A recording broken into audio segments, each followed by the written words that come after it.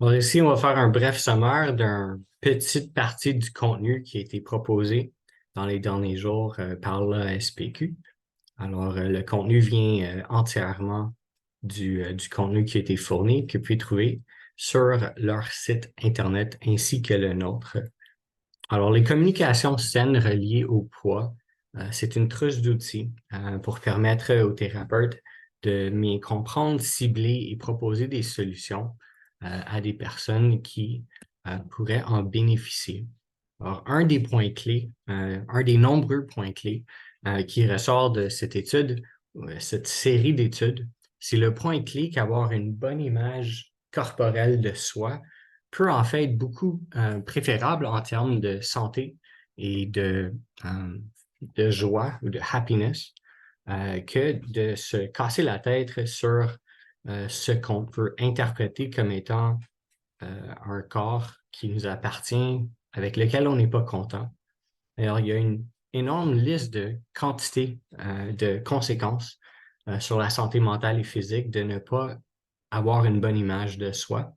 Et on va voir tantôt que selon un sondage de 2021 au Québec, près d'une personne sur deux se trouve à ne pas avoir une image corporelle saine de soi. Et donc, c'est une belle opportunité pour les massothérapeutes, les naturothérapeutes et les naturopathes dans le contexte de leur pratique d'amener à réflexion sur ce point. Alors, ici, on a une belle liste. Si vous voulez la lire, je vous invite à mettre la vidéo sur pause et le lire. Et si cela vous interpelle encore plus, allez voir la documentation originale qui, dans ce cas-ci, se trouve à être un document de 25 pages en format PDF, très bien présenté, très bien écrit, très clair. Alors, pour continuer, le poids, lorsqu'on est adulte, est, comme on sait sans doute, influencé par une multitude de facteurs, la plupart desquels on n'a pas le contrôle. Et donc, l'idée de généraliser et dire que les personnes qui ont une tendance à avoir un poids qui est plus élevé, que c'est de leur faute en raison d'un manque de volonté de faire de l'exercice ou de faire des changements dans ses habitudes alimentaires. Alors, la proposition qui est avancée ici, c'est que le niveau de contrôle que nous avons sur notre poids en tant qu'adulte, dans bien des cas, est un peu hors contrôle de l'individu. Et donc, l'idée qu'il faut manger mieux et bouger plus, être plus actif, est un mythe qu'il faut commencer à déconstruire comme une solution pour perdre du poids. Sur la prochaine diapositive, on va voir ça un petit peu plus en détail, mais le document propose 7 axes sur lesquels il y a des controverses qui peuvent survenir et comment aller vers l'avant avec des manières pour remettre le discours, ce qui est réellement important.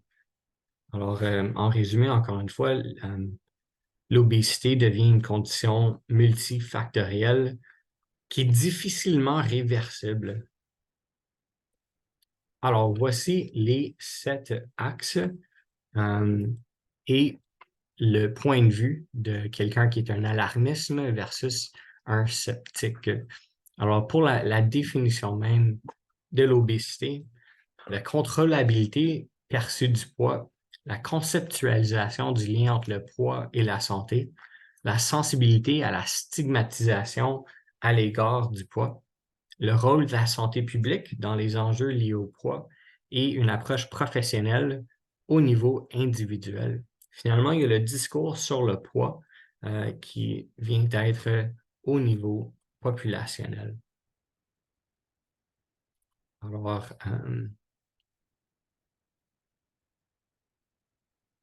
voilà. Alors, selon un sondage en 2021, 59% des femmes et 45% des hommes rapportent une insatisfaction par rapport à leur poids. Donc, c'est une personne sur deux. Alors, lorsqu'on a nos clients sur la table, en principe, toute autre chose étant égale, une personne sur deux aurait un sentiment négatif vis-à-vis son image de soi d'un point de vue corporel. Et cela, comme on a vu, vient nuire à la santé physique, à la santé émotionnelle. et à la santé, voire même spirituelle. Ça donne un peu un élan ou ça donne un gain de crédibilité pour les modalités qui viennent aider l'individu à apprendre à davantage s'accepter et s'aimer tel qu'on est déjà. Alors ici, pour la diapositive, vous pouvez me le mettre sur le pause et le lire. Encore une fois, je vous recommande d'aller voir le document initial de 25 pages. Alors, ces statistiques sur la préoccupation à l'égard du poids est un prédicteur des pratiques de contrôle de poids. Et ce qui tend à arriver, c'est que les gens vont se tourner vers des produits et des services pour amaigrir, même si on sait de plus en plus, ça devient de plus en plus commun, que ces produits ne fonctionnent généralement pas. Ceci dit, il va toujours avoir des exceptions et il va y avoir des gens qui vont bénéficier de certains produits ou services qui permettent d'amaigrir et donc il faut faire attention dans notre et nos discours. Mais ce qui arrive, et comme on devient tous de plus en plus confiants et, conscients aussi, il y a du marketing trompeur de la part de l'industrie de l'amaigrissement qui est un peu partout, les réseaux sociaux, la télévision, les annonces, les produits dans les magasins, les étiquettes, voire même les étiquettes dans certains cas. Et tout ça vient mener les gens à penser peut-être qu'il y a des solutions. Et si les solutions ne fonctionnent pas, les gens vont souvent se mettre le fardeau sur leurs épaules comme quoi qu'ils n'ont pas réussi. Alors, déjà dans les années 1990, il y avait des initiatives de mettre vers l'avant l'idée que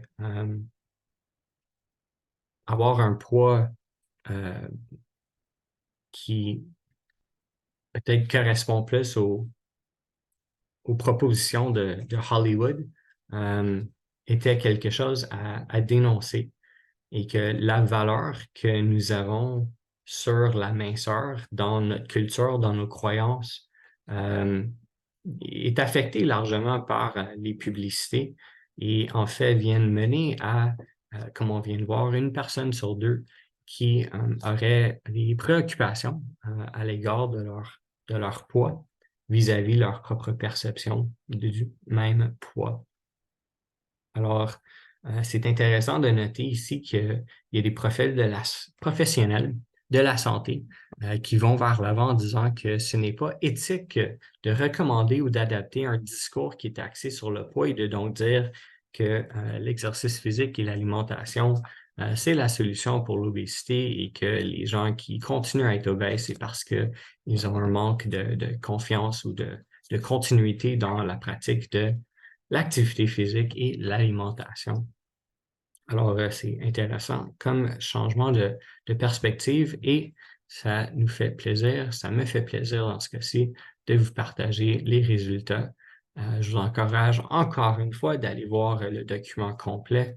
Il y a plusieurs documents, il y a des vidéos également que vous pouvez utiliser pour approfondir les notions qui pourraient vous être d'intérêt. Merci.